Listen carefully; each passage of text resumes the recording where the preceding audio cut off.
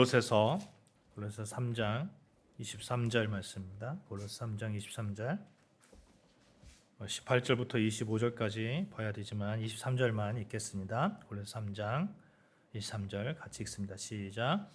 무슨 일을 하든지 마음을 다하여 주께 하듯 하고 사람에게 하듯 하지 말라. 다시 한번 읽겠습니다. 시작. 무슨 일을 하든지 마음을 다하여 주께 하듯 하고 사람에게 하듯 하지 말라. 아멘. 삶을 살다 보면 가끔 뜻하지 않은 일에 이렇게 우리가 부딪힐 수가 있습니다. 멀쩡하던 몸이 갑자기 아프기도 하고요. 또 그렇게 믿었던 친구가 떠나가기도 합니다. 또 우리를 언제까지 보호해 줄 것 같은 그런 직장에서 어느 날 갑자기 이렇게 떠나야 되는 그런 상황이 있기도 하죠.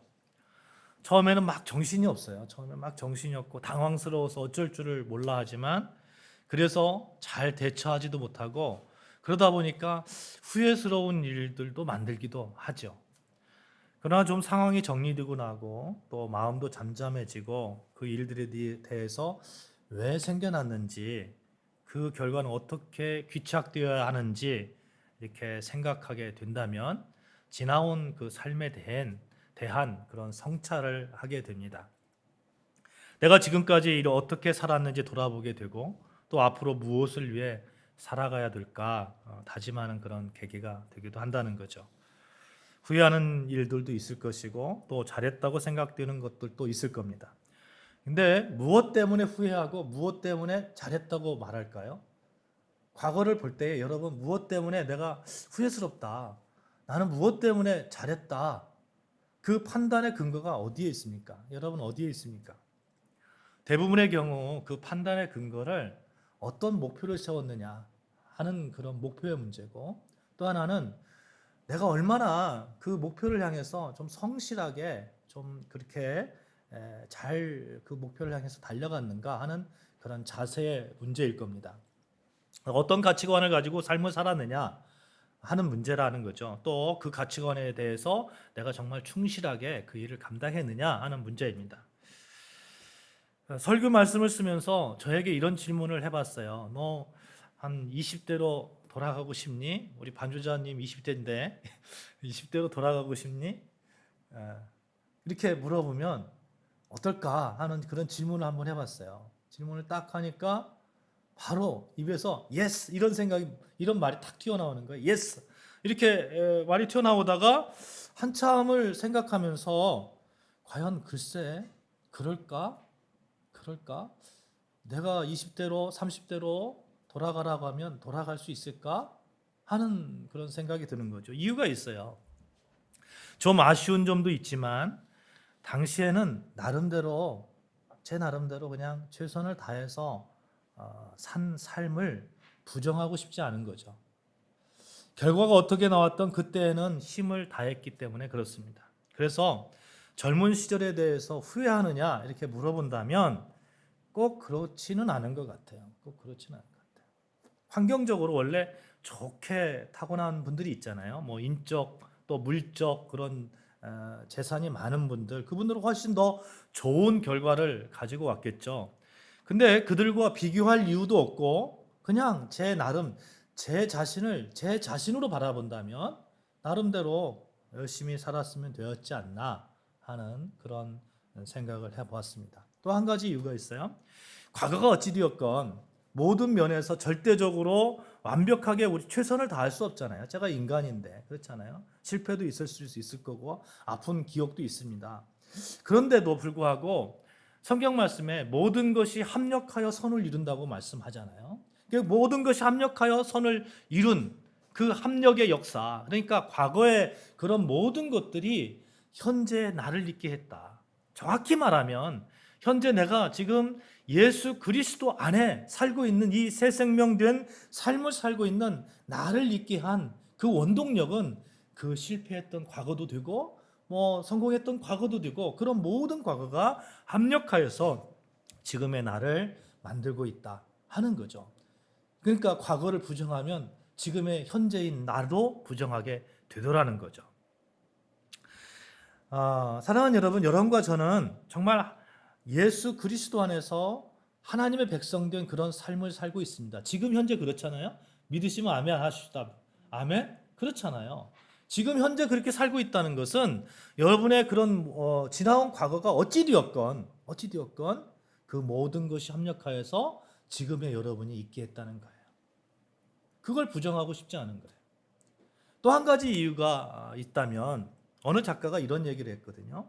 나의 과거가 나의 미래는 아니다. 이런 얘기를 했어요. 동감하십니까? 나의 과거가 나의 미래는 아니잖아요. 내가 과거에 어떻게 그렇게 실패한 삶을 살았더라 하더라도 그것으로 인해서 내 미래를 단정하고 싶지는 않은 거잖아요. 그렇죠? 우리는 이제 과거의 삶이 어찌 되었건 헛된 것을 찾던 과거였던, 그래도 꽤 괜찮다고 생각했던 그런 과거를 가지고 있는 그런 삶을 살았던 그것이 중요한 것이 아니라 지금 현재 여기서 내 삶에 새 생명을 주신 예수 그리스도의 그 생수의 물을 온몸에 채우는 그런 삶을 살고 있는 것, 그렇게 살아갈 것, 이것이 중요한 거라는 거죠. 그 삶에 대한 간절한 바람이 담긴 찬양이 있어요. 우물가의 여인처럼 난 구했네. 헛되고 헛된 것을 구했지만 예수 안에서 새 생명 되는 그런 삶을 살고 있네. 우리 같이 찬양을 합시다. 우물가의 여인처럼 난 구했네. 헛되고 헛된 것들을. 그때 주님 하신 말씀, 내 세매와 생수를 마셔라. 같이 찬양합니다. 우물가의 여인처럼 난 구했네. 헛되고 헛된 것들을 그때 주님 하신 말씀, 내 세매와 생수를 마셔라. 오 주님 채우소서. 나의 잔을 높이 듭니다. 하늘 양식 내게 채워주소서. 넘치도록 채워주소서. 우물가의 여인처럼 난 구했네. 헛되고 헛된 것들을 그때 주님 하신 말씀, 내 세매와 생수를 마셔라. 오 주님 채우소서. 나의 잔을 높이 듭니다. 하늘 양식 내게 채워주소서. 넘치도록 채워주소서. 아멘, 아멘. 우리 예수님께서 우리에게 그렇게 채워주실 지금 또 미래에 대한 그 소망을 가지고 우리가 살아가면 되는 것이죠. 그렇게 살아갈 때에 우리 하나님께서 우리에게 풍성한 그러한 그 삶의 길, 정말 바른 삶의 길, 후회하지 않는 삶의 길 만들어 주시라고 믿습니다. 여러분과 저의 삶이 예수 그리스도가 채워주시는 생수의 맛을 끊임없이 맛보면서 그 생수가 삶의 잔에 넘치도록 그렇게 채워주시기를 주님의 이름으로 축원합니다. 아멘. 후회하지 않는 삶을 살기 위해서, 또 예수가 주시는 생수의 맛을 알고 그 맛을 누리는 그런 삶의 방식, 지금 현재를 사는 방법, 오늘 성경에서 이렇게 이야기하고 있습니다. 23절 다시 한번 읽겠습니다. 23절 시작. 무슨 일을 하든지 마음을 다하여 주께 하듯 하고 사람에게 하듯 하지 말라. 아멘. 사랑하는 여러분, 여러분의 삶이 무슨 일을 하든지 마음을 다해서 주께 하듯 하라는 그 말씀에 순종해서 정말 멋진 그런 삶을 살아가기를 축원하는데, 소망을 가져보는데, 그런 소망을 가지고 오늘 후회하지 않는 삶이라는 그런 말씀의 제목으로 여러분과 은혜를 나누고 싶습니다. 여러분, 무엇보다도 목표를 분명히 하시기를 바라요. 지난주에 말씀드렸듯이 우리는 위의 것을 찾는 사람입니다. 위의 것을. 정말 그래요. 우리 삶의 목표가 위의 것을 찾는 거예요. 사실 신앙인이다, 예수를 믿는다라는 말 속에는 내 삶의 기준, 목표가 이제는 위의 것 하나님께 가 있다는 거예요. 그 고백이 되잖아요. 그 고백이. 물론 가진 재능을 잘 확장하는 거 너무너무 중요해요. 여러분에게 주신 그 재능들이 있어요. 그게 크든 작든 내가 보기에 아무리 작다고 느낄지라도 하나님 보시기에는 그게 클 수 있어요. 그렇잖아요. 그러니까 그 가진 재능을 잘 확장하고 또 경제 활동을 위해서 정말 열심히 노력을 하고 돈을 많이 버는 것도 참 중요합니다. 직장 생활을 잘하는 것도 중요해요. 그 목표를 가지는 것도 참으로 중요합니다. 그런데 그 목표가 궁극적인 목표가 되어서는 안 된다는 거예요. 궁극적인 목표가. 제가 고등학교 다닐 때 목표가 뭐였냐면 어느 대학에 가는 것이 목표였어요. 대학에 가니까 너무 아무것도 아닌 거예요. 그래서 대학 다닐 때는 유학 가는 것이 목표였어요. 유학 가니까 그것도 아무것도 아니에요. 유학 가가지고는 생각이 내가 한국 가서 대학에서 선생하면 좋겠다. 이런 목표를 가졌어요. 그렇게 해보니까 그것도 아무것도 아니에요. 목표는 인간이 세운 목표는 그것을 위해서 가는 건 좋은데 그렇게 해야 또 노력을 할 거 아니에요. 그렇지만 우리의 삶의 목표는 궁극적인 목표는 거기서 끝나면 안 된다는 거예요. 그걸 우리가 무의식적으로 알고 있습니다. 이게 완전한 목표는 아니지 알고 있는 거예요. 그러니까 늘 허무한 거예요. 목표를 세우고도 허무한 거예요. 이루고도 허무한 거예요. 여러분, 삶의 전체를 포괄하는 목표, 그 목표를 여러분이 세우시기를 바라는데 그 목표가 무엇보다도 진리여야 되고 변하지 않는 그런 목표가 되어야 되잖아요. 그 목표가 무엇입니까? 예수 그리스도, 우리 하나님이 되어야 된다는 거예요. 위의 것을 찾아야 된다는 거예요. 그렇게 삶의 목표가 하나님의 기준이 되면 삶 속에서 언제나 하나님을 의식하면서 하나님 앞에 부끄럽지 않는 그런 삶을 살려고 노력하게 되지 않겠습니까? 그렇습니다. 이와 같은 삶의 방식을 오늘 본문에서 무슨 일을 하든지 마음을 다하여 죽게 하듯 하나 이렇게 말씀하고 있는 거예요. 사실 오늘 본문 말씀의 시작은 지난주 본문에서 우리가 봤었던 골로새 3장 1절부터입니다. 골로새 3장 1절부터 그러므로라고 시작하는데, 그러므로 너희가 그리스도와 함께 다시 살리심을 받았으면, 다시 말해서 그러므로 여러분이 예수님을 믿는 사람이 되었으면 위의 것을 찾아라. 위의 것을 찾아라. 거기는 하나님께서, 그리스도께서 하나님 우편에 앉아 계시니라 이렇게 말씀하죠. 그러므로라는 말씀에 주의할 필요가 있어요. 그러므로 위의 것을 찾아라. 그러므로 감사의 삶을 살아라. 그러므로 죽게 하듯 하라. 골로새서를 살펴보면 크게 두 부분으로 나눠지거든요. 1장과 2장은 어떤 교리적인 문제를 얘기하고 있어요. 그래서 예수님이 얼마나 탁월한지, 또 예수님이 정말 우리 삶에 얼마나 주인 되시는지, 세상 철학이 얼마나 헛된 것인지에 대해서 쭉 이론적으로 설명하고 있어요.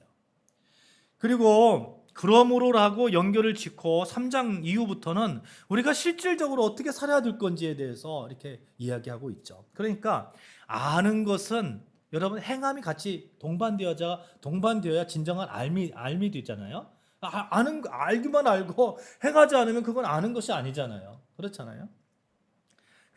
그래서 헤르만 니델보스라는 분이 이런 얘기를 했어요. 신학자인데 이분이 이렇게 얘기했어요. 성경에 기록된 진리에 대한 모든 서술은 곧 성도를 향한 명령이기도 하다. 이런 말씀을 했거든요. 여러분, 우리가 성경 통독을 하잖아요. 지금 성경 통독을 계속해서 성경을 읽고 있는데 여러분 듣는 분도 계실 거예요. 막 들으면서 의심가하는 부분. 지난주에는 우리 사모님이 뭘 질문을 하더라고요. 질문하는데 거기에 대해서 저도 다시 한번 생각하게 되고 이렇게 우리가 서로 이렇게 나아가는 거잖아요. 그렇게 성경을 듣고 또 우리가 읽고 하면서 여러분 그 말씀이 우리에게 이렇게 다가오고 그럴 때 그 말씀을 가지고 내가 실제로 행해야 그 말씀이 내 말씀이 되는 거잖아요. 그렇잖아요. 그래서 바울은 오늘 그 교리적인 부분 1장과 2장에 이어서 3장에서 어떻게 행해야 될지에 대해서 말씀하고 있는데 3장 2절에서는 위의 것을 생각하고 땅의 것을 생각하지 말라 이렇게 말씀하고 17절 말씀 한번 볼까요? 17절 말씀 같이 읽습니다. 시작. 또 무엇을 하든지 말이나 일이나 다 예수의 이름으로 하고 그를 힘입어 하나님 아버지께 감사하라. 그러니까 감사하는 삶을 살아라 이런 얘기를 하거든요. 여러분 이런 얘기 있잖아요. 자존감이 있잖아요. 자존감, 내적 자존감, 외적 자존감이 있는데 외적 자존감은 실제로 다른 사람들이 저 사람은 정말 괜찮은 사람이야. 뭐 대학교도 어디 나왔고 뭐 지식도 많고 실질적으로 사회에서 이런 그런 삶을 살아. 그러니까 인정해주는 객관적인 그런 자존감이거든요. 이 내적 자존감은 이런 거예요. 나는 괜찮은 사람이야, 썩 괜찮은 사람이야. 이런 그 자존감이죠. 그런데 예를 들어서 내가 실패를 했어요. 실패를 했는데 무슨 어떤 일들 가운데 고난을 받았어요. 그 고난을 받으니 이 고난을 통해서 나는 더 좋은 사람으로 바뀌어질 거야. 나는 하나님께서 그렇게 만드실 거야. 이거 너무 좋아요. 좋은데 그것만 가지고는 안 되잖아요. 그것만 가지고는. 그렇잖아요. 그것만 가지면 이상은 너무 높은 거예요. 그러니까 맨날 아픈 거예요. 맨날 아픈 거예요. 나는 그렇게 큰 일을 해야 되는데 실질적으로 일을 않는 거죠. 내적 자존감만 막 올라가는 거예요. 막. 근데 외적 자존감과 내적 자존감이 높은 건 좋잖아요. 어쨌든 좋은 건데 외적 자존감과 내적 자존감이 같이 가야 되는데 이 같이 가는 사람의 공통점이 뭔지 아십니까? 감사하는 사람입니다.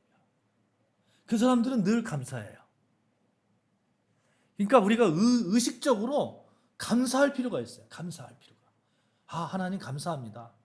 이 상황 속에서 감사합니다. 이걸 통해서 제가 정말 열심히 다시 할 수 있는 그런 생각을 하게 하신 것 감사합니다. 이런 감사의 삶을 사시는 여러분과 저 되시기를 주님의 이름으로 축복합니다. 그렇게 되면 우리 내적 자존감도 정말 올라가고 외적 자존감도 정말 그 내적 자존감이 올라간 것만큼 외적 자존감도 올라가 있을 거예요. 또 말씀하죠. 18절에 보시면 18절 25절까지는 실질적인 우리의 삶에 대해서 얘기하고 있어요. 가정생활, 직장생활. 18절 한번 읽어볼까요? 18절 같이 읽습니다. 시작. 남편들아 아내를 사랑하여 괴롭게 하지 말라. 18절 아내들아 시작. 아내들아 남편에게 복종하라. 이는 주 안에서 마땅하니라. 19절 남편들아 아내를 사랑하며 괴롭게 하지 말라. 자녀들아 모든 일에 부모에게 순종하라. 이는 주 안에서 기쁘게 하는 것이라. 가정생활에 대해서 얘기하잖아요. 어떤 분은 이렇게 얘기하더라고요. 아내들아 남편에게 복종하라 하니까 아니 복종을 해? 내가 노예야? 막 이러면서 막 화를 내는 그런 분도 계시는데 여러분 이 성경이 쓰일 때가 언제입니까? 신약 시대잖아요. 여러분 여권 신장이 된 데가 언제예요? 여권 신장이 된 지 얼마 안 돼요. 1960년대 70년대밖에 안 돼요. 불과 30년 전이에요. 30년 전. 이 복종하다는 것이 성경은요 철저하게 남녀가 동등함을 말하고 있어요. 근데 우리가 복종한다 이러니까 노예처럼 이런 얘기가 아니고 순서적인 그 맥락에서 우리가 이해를 해야 돼요. 뭐냐면 아담이 먼저 태어났어요. 하와가 먼저 태어났어요. 하나님께서 아담을 먼저 창조하셨잖아요. 그 다음에 하와를 창조했잖아요. 그러니까 그냥 순서적인 그런 그 맥락에서 복종하라 이런 의미지. 그 다음에 그 남편들은 아내를 사랑해 괴롭게 하지 말라. 이 바울 당시의 여건은 정말 땅에 있는 여건이거든요. 그러니까 땅에 있는 여건 가운데서 바울이 이 여자에 대해서 이렇게 얘기한다는 것은 아주 남녀 평등에 대해서 얘기한다는 건 대단한 이야기를 하고 있는 거예요. 그 시대적 상황을 우리가 살펴보고 따라해 봅시다. 성경은 남녀가 동등하다. 성경은 철저하게 남녀가 동등함을 평등하다는 것을 이야기하고 있어요. 오해하지 마시라는 거예요. 20절, 21절 자녀와 부모 관계에 대해서 22절엔 직장에 대한 그런 관계에 대해서 얘기하고 있죠. 결론적으로 얘기하는 게 있어요. 23절, 25절 다시 한번 읽겠습니다. 23절, 25절 시작. 무슨 일을 하든지 마음을 다하여 주께 하듯 하고 사람에게 하듯 하지 말라. 이는 기업의 상을 주께 받을 줄 아나니 너희는 주 그리스도를 섬기느니라. 아멘. 주님께 하듯 하다. 최선을 다하는 삶을 살아. 모든 일에 있어서 가정 생활에 있어서, 직장 생활에 있어서, 부모와 자녀 간의 관계에 있어서, 아내와 남편 간의 관계에 있어서, 작은 일이든 큰 일이든 모든 일에 대해서 죽게 하듯 하라 말씀하고 있는 거죠. 그래서 주목해야 되는 단어가 모든 일이라는 거예요. 모든 일. 여러분과 저는 주의 일을 하면서 무엇을 제일 먼저 떠올리십니까? 교회 나와서 예배하는 것, 성경 공부하는 것, 봉사하는 일, 이런 것 당연히 해야 되죠. 근데 이건 아주 중요하게 생각하고 세상에 나가서 직장 생활하고 또 학교 생활하고 가정에서 전업주부로 계시면 전업주부처럼 그 아이들과 씨름하는 이런 것들에 대해서는 그냥 세상 일이니까 이렇게 떨어뜨려서 생각한다면 이 시간 좀 그 생각을 좀 바꿔 주셨으면 좋겠어요.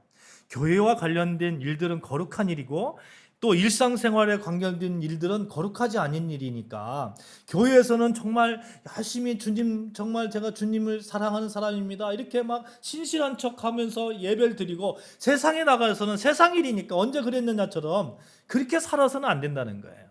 그게 이원론적 사고거든요. 교회 신앙의 그런 삶, 또 세상의 삶 따로 떨어뜨려서 사는 그런 일들. 그러니까 늘 세상에 나가서 사람들이 지탄을 할 때에 반박할 수도 없잖아요.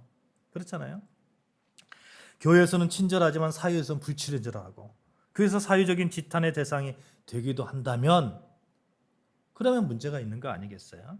성경에서 그래서 말씀하고 있는 거예요. 모든 일에 죽게 하듯 하라. 오늘의 본문 23절 24절을 보시면 거룩한 일이 따로 있고 열중하지 않는 일이 따로 있고 이런 것이 아니라는 거죠. 모든 일 그것을 통해서 우리가 주 그리스도를 섬긴다 하는 거예요. 여러분, 우리에게 상을 주시는 분이 누구십니까? 우리 주님이시잖아요. 그죠? 주님이시잖아요. 내가 주님이라고 고백하잖아요. 그렇죠? 직장에서 우리가 어떤 일을 열심히 했어요. 그러면 직장에서 보너스를 주는 사람이 누구예요? 직장의 고용주잖아요. 그렇죠? 고용주잖아요. 우리가 우리 삶 전체를 들어서 우리에게 상을 주시는 분은 그리스도잖아요. 예수 그리스도. 우리 하나님이시잖아요. 우리 하나님. 그리스도가 우리를 창조하시고 우리를 섭리하시는 주인이시라면 그는 우리의 일상생활 영역에서도 주가 되어야 하신다는 거예요. 그래서 교회에서만 주여 하는 게 아니라 세상에 나가서도 내 삶의 주인이 주님이시다. 내 삶의 주인이 여호와 하나님이시다. 내가 예수 그리스도를 본받아서 예수 그리스도의 향기가 나는 그러한 삶을 살아야 되겠다 하는 그런 작은 실천들, 하나하나 실천하는 것들, 이게 최선의 삶을 사는 그런 방법이 아니겠습니까? 예를 하나 들어볼게요. 제가 아름다운 교회 담임 목사예요. 그런데 제가 온누리교회 가서 설교를 해요. 그러면 온누리교회 가서 설교할 때 정말 막 3달, 4달, 6달 막 정말 열심히 막 준비해가지고 설교를 탁 했어요. 근데 아름다운 교회 담임 목사인데 교회 교인들이 그렇게 많지 않다고, 온누리교회 많지 않다고. 그냥 대충 하지 뭐. 이러면 그게 옳은 겁니까? 그거 옳은 거 아니잖아요. 아니, 아름다운 교회에서 설교하나 온누리교회에서 설교하나 뭐가 달라요? 아름다운 교회에서 반주를 하나 사랑의 교회에서 반주하나 뭐가 달라요? 영상팀 뭐가 다릅니까? 하나님 보시기에는 다 똑같다는 거예요. 다 똑같다는 거예요. 어디에 있든지 무엇을 하든지 정말 최선을 다하는 그 삶, 그거 하나님께서 착하고 충성된 종아 말씀하는 거 아니겠습니까? 가끔 사회에 나가서 이렇게 무슨 일을 감당할 때에 제가 어떤 일을 탁 당하면 주여 이렇게 말을 하거든요. 그러면 사람들이 이렇게 쳐다봐요. 이렇게 쳐다보다가 제가 목사인 것을 알면 당연하다고 얘기를 해요. 당연하다고. 아니, 목사인 저는 당연하고 성도인 여러분은 당연하지 않습니까? 그렇지 않잖아요. 여러분도 당연한 거예요. 세상에 나가던 교회에 있던 우리 주님을 주님으로 모시는 그 삶은 당연한 거예요. 예수 그리스도를 내 삶의 정말 주인으로 보시고 예수 그리스도의 향기가 나타나고 예수 그리스도를 본받아 살려고 하는 그러한 그 삶은 너무나 당연한 거예요.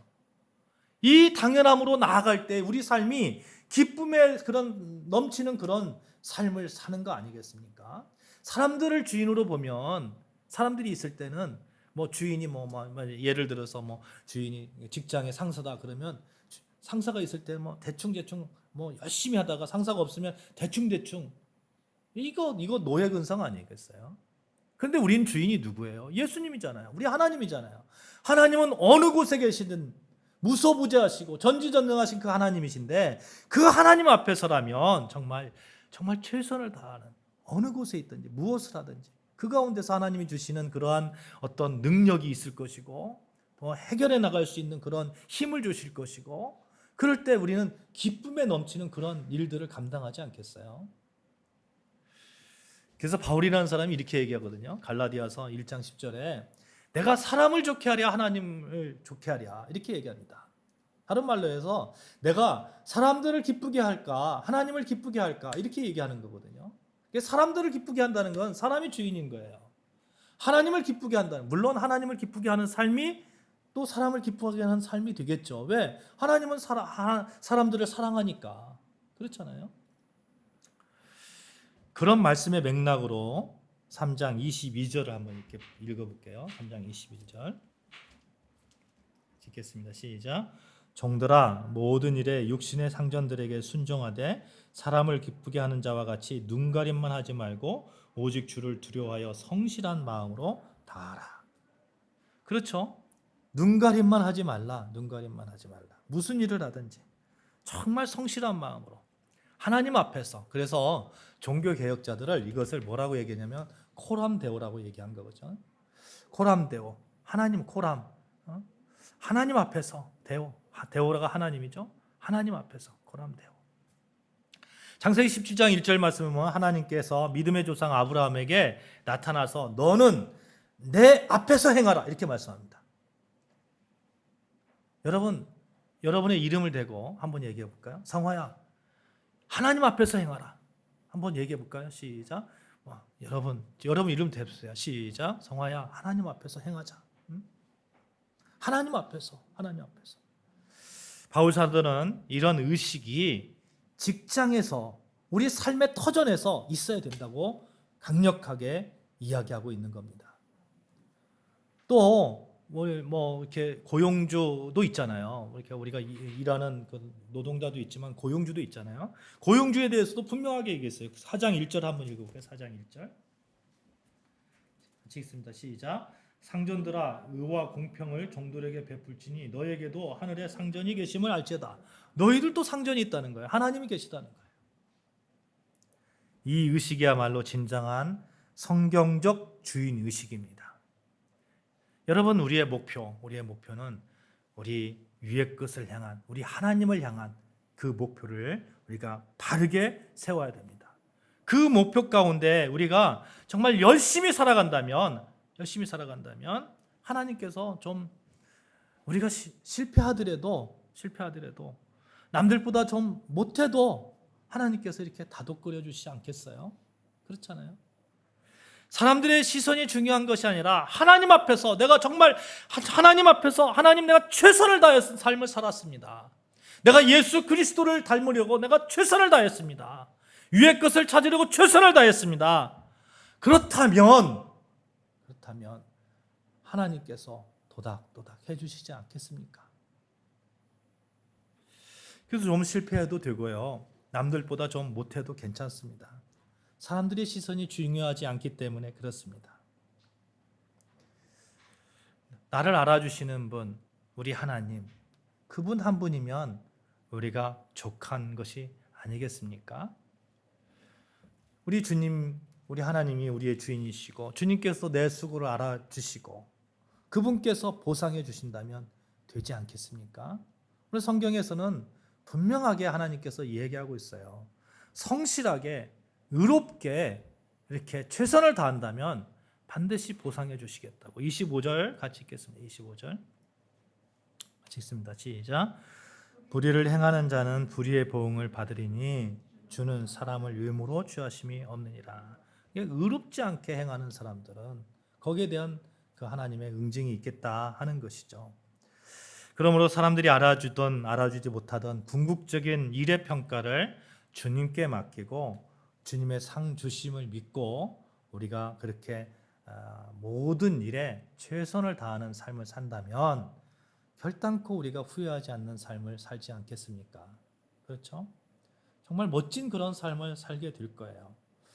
흙수저, 금수저가 중요하지 않더라 하는 거예요. 중요한 것은 내가 목표를 어떻게 세웠느냐.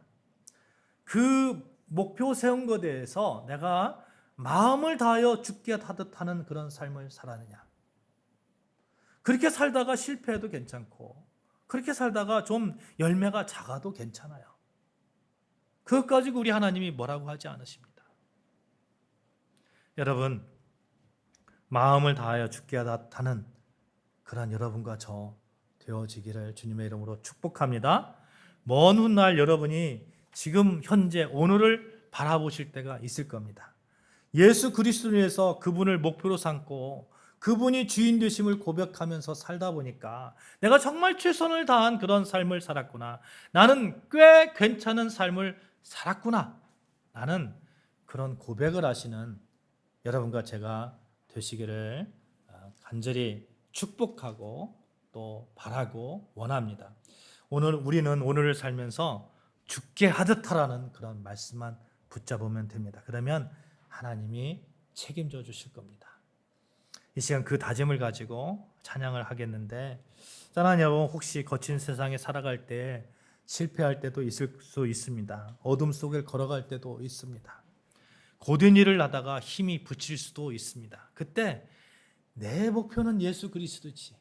그 예수 그리스도, 나의 목표 되신 예수 그리스도, 우리 하나님, 그 하나님께서 여러분을 꼭 붙잡아 주실 것입니다. 주님의 그 붙잡으심을 붙드시고 우리는 죽게 하듯 하는 그런 삶을 살아가면 되는 것이죠. 거친 세상에서 실패하거든 우리 같이 찬양합니다. 거친 세상에서 실패하거든 그 손 못 자국 만져라. 고된 일 하다가 힘을 얻으리 그 손 못 자국 만져라. 그 손 못 자국 만져라. 그 손 못 자국 만져라. 주가 널 지키며 인도하시리. 그 손 못 자국 만져. 내가 어둠 속을 걸어갈 때에, 내가 어둠 속을 걸어갈 때에 그 손 못 자국 만져라. 주가 참 평안을 내게 주시리. 그 손 못 자국 만져라. 그 손 못 자국 만져라. 그 손 못 자국 만져라. 주가 널 지키며 인도하시리. 그가 못 자국 만져라. 기도하시겠습니다.